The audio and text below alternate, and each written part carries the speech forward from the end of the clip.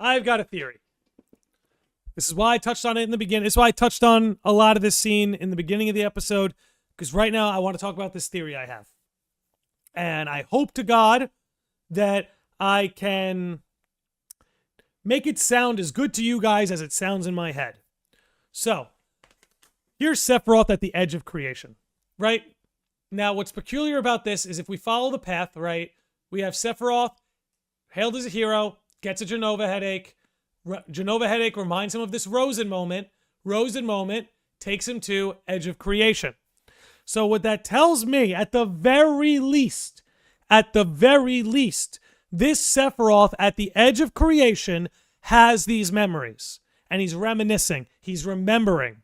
Like we brought up earlier in the podcast, one thing worth mentioning is that this Sephiroth speaks with different pronouns than the Sephiroth that manifests itself to Cloud.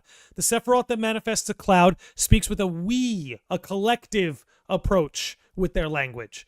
But when we see this Sephiroth at the edge of creation, he speaks singularly, as if he's one individual, not a collective.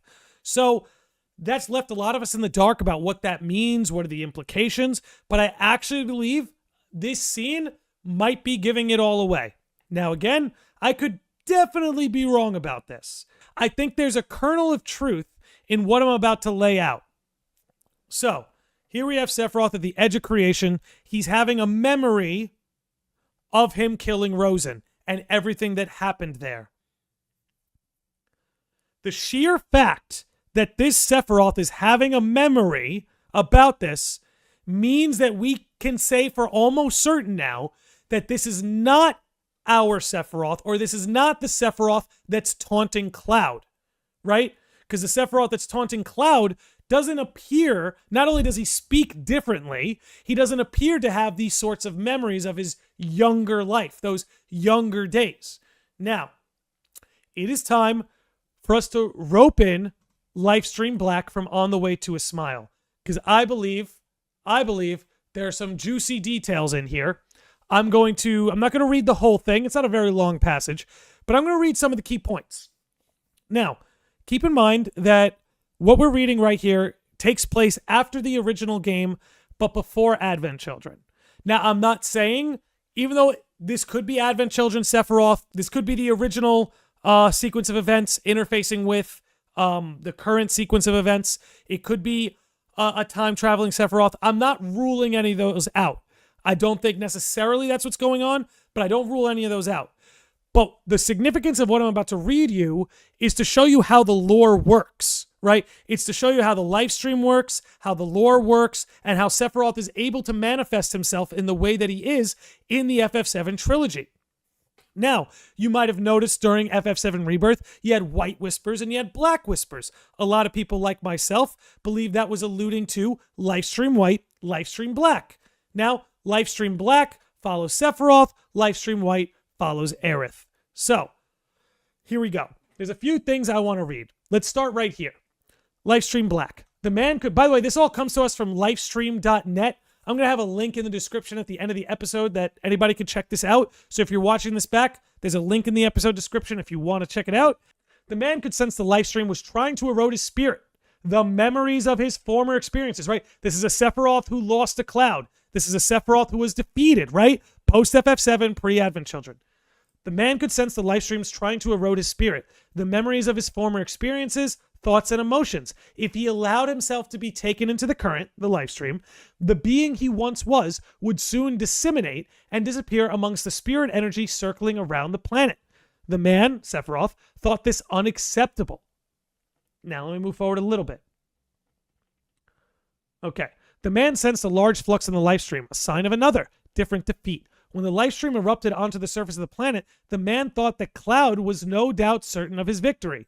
Cloud was the one who had twice sent this man into the Lifestream. Now keep that in mind, right? Sephiroth is the best. Sephiroth is the strongest. He's the war hero. Nobody's better than Sephiroth. Cloud, in both the Nibelheim incident and at the end of FF7, defeats Sephiroth twice, plunges him into the Lifestream twice. But anyway, let's keep going. The man knew that if one could hold on to some core of their spirit, then one could remain a separate entity. independent from the planet's system. Cloud. The man decided to make Cloud the core, and he wanted to let Cloud know that. So, why is Cloud at Sephiroth's core? Because Cloud is the one who defeated him twice. Cloud is the one who has brought despair to Sephiroth, in a sense, right? By defeating him twice. So, given that that's a big part of what Sephiroth focuses on and what he's trying to manifest onto the planet in more ways than one, that would explain why he wants to put Cloud at the center. Now let's move on to Lifestream Black 2. Here we go. When the Lifestream erupted onto the surface of the planet, the man had already surrendered his inconsequential memories of the planet. Memories from when he was a boy, first soldier, of his few friends, Matt, Lucia, Glenn, Angeal, Genesis, of the battles when he was still unaware of his life in bygone days. All these became part of an inundation encased around Meteor and finally receded.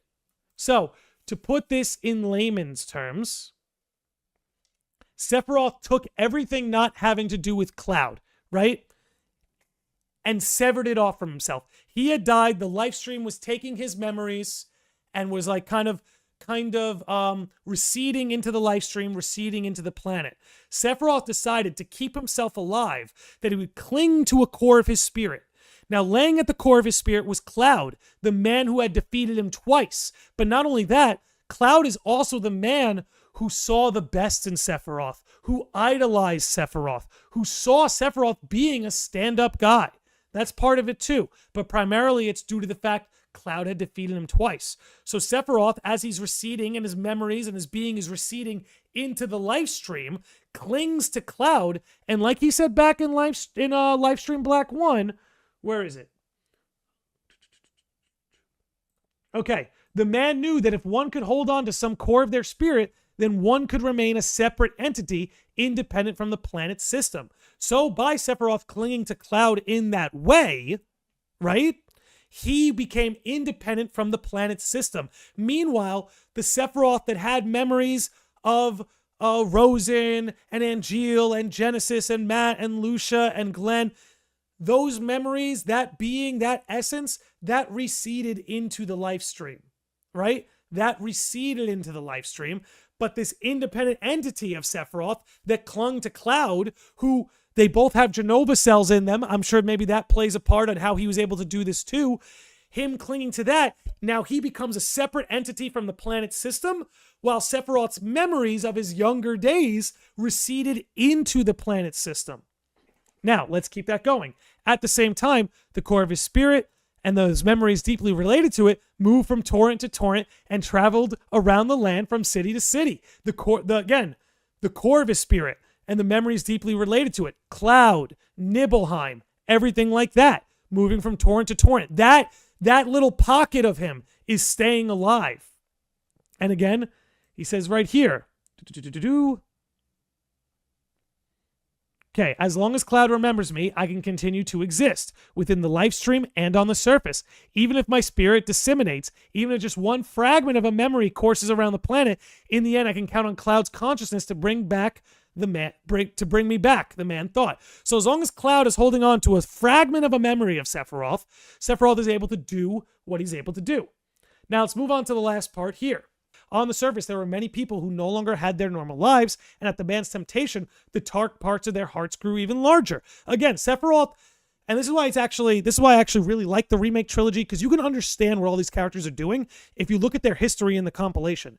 This idea of manufacturing despair and breeding despair in all these different ways has always been part of Sephiroth's MO. He did it with the Geostigma in Advent Children, and he did it with those worlds within the Lifestream in FF7 Rebirth. How does all this string together? I'm going to bring it all together. I'm going to bring it all together right here. The Sephiroth we're seeing here, the one who has these memories, right? This is the third time I'm doing it, but I'm going to do it again. Let's roadmap this, okay? Has a JENOVA moment. JENOVA moment leads him to remember Rosen. Memories of Rosen lead us here. A Sephiroth who's like reminiscing, sitting at the edge of creation. I believe this Sephiroth is the Sephiroth that receded into the Lifestream. Right now, again, everything I read from Lifestream Black, that takes place after OG, before Advent Children, but the lore still applies. If Sephiroth, like at the end of Nibelheim, gets thrust into the Lifestream, those sorts of abilities and those sorts of what would I say? Those abilities and those, I guess abilities really is the best word, but those abilities and ways he has of manifesting himself are still available to him post Nibelheim, pre-Advent Children, let's say. But the Sephiroth we see here, just like we saw in Lifestream Black, where he's like, I'm going to cling to my memories of Cloud, and everything else can recede into the planet's system. I believe these are the memories of Sephiroth that receded into the planet's system. That's why he's speaking singularly and not collectively, right? Because this is, in a sense, not the Sephiroth that's under JENOVA rule or is clinging to Cloud, theoretically, right? So he has these memories of Rosen because, again, this is the part of him that was severed off in the Lifestream so that he could become a separate entity clinging to Cloud. So that would explain why this Sephiroth wants to work with Cloud, wants to collaborate with Cloud. Now, let me say, I don't think this is going to lead to Sephiroth being redeemed. I don't think that's where we're headed. But I have to wonder if, in a sense, we're going to have at the edge of creation, how do I put this, right? Because if we have a Sephiroth like this that's recovering these memories of Rosen, then it's not the Sephiroth that's taunting and mocking Cloud. There's something different going on here. And the edge of creation, this is like a pocket of reality that exists outside of everything else. Right? It's the very edge of creation. It's like the furthest point in time in all of existence. It's almost like it's a moment that doesn't even exist because it's the edge of creation. It's like the furthest point in time, or like the furthest moment in time that's at the edge, again, the edge of creation, the edge of that moving forward. So again, I believe what we're looking at here, when you combine everything we learned in First Soldier, right? When you combine everything we saw in First Soldier, everything with Rosen, everything with the Redoran tribe, everything with the Mana Torrents, everything with Sephiroth, it would appear clear to me that the Sephiroth at the edge of creation, very clearly, it's not the same Sephiroth. We suspected this when he was using different pronouns. Again, going from those collective pronouns when interacting with Cloud on the surface to using singular pronouns here at the edge of creation. I believe that the Sephiroth that clung to the memory of Cloud and clung to that core spirit became fused and linked with JENOVA so that they are, in a sense, one and the same. Like, it's still Sephiroth, but it's JENOVA Sephiroth. I believe that this is a Sephiroth that actually receded into the planet. Like, I actually think you're going to have, maybe this is a good way to put it, you have JENOVA Sephiroth, the one who clung to Cloud and thus JENOVA cells and the whole JENOVA influence, right? That's why you saw the wing Cloud before he got his first JENOVA headache. So you have this JENOVA Sephiroth, and then you're going to have Planet Sephiroth, right? The Sephiroth that clung to Cloud, memories of Cloud and JENOVA, and the Sephiroth that receded into the planet's Lifestream that had memories of Rosen, Matt, Glenn, Genesis, and Geo. That's what I believe is going on. That's what I theorize is going on. I don't necessarily buy into that theory, but I find that completely plausible that there might be another Sephiroth interfacing here, and that's not the craziest idea, right? Because we have Sephiroth's body in the northern crater, but he's still able to manifest himself using these certain abilities that we covered earlier. So the idea that the parts of Sephiroth that were severed off exist somewhere else, I think is fully plausible. I think it's fully plausible. And I think the Sephiroth we're seeing here, the reason why he has the memories of Rosen in particular is because this is the Sephiroth, these are the parts of Sephiroth that he severed off from himself. You have Sephiroth goes into the Lifestream, clings to Cloud, starts to become independent from the planet's system, which is why Aerith says everything about you is wrong, because he exists independently from that system.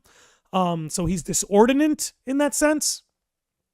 So you have your JENOVA Sephiroth, the one that we see throughout the games, interacting with Cloud, mocking him, taunting him. And then you have Planet Sephiroth, the memories that got sucked into the Lifestream, the thoughts, the desires that became part of the planet system. Because again, as a result of the Nibelheim incident, Cloud flung Sephiroth into the Lifestream. Yeah, it's possible the Edge of Creation is a place for discarded memory. That might be something worth looking into. Maybe that's how Zack got there, right? Zack was able to get there. But what is exactly the Edge of Creation? My theory has been it's the furthest point in time, right? The Edge of Creation is like the furthest point in time in the universe. And that's why we sit at the edge of creation. I don't quite know. You just watched a clip from my podcast, The Landy Live. If you are interested in more content involving video games and RPGs, then go ahead and subscribe to this channel and be sure to follow us on other platforms like Twitch, Spotify, and Twitter. If you want to become a Sage of the Lodge, feel free to become a YouTube channel member or follow the link in the description. Stay beautiful, sickos and normies, and we'll catch you on the next one. May your heart be your guiding key.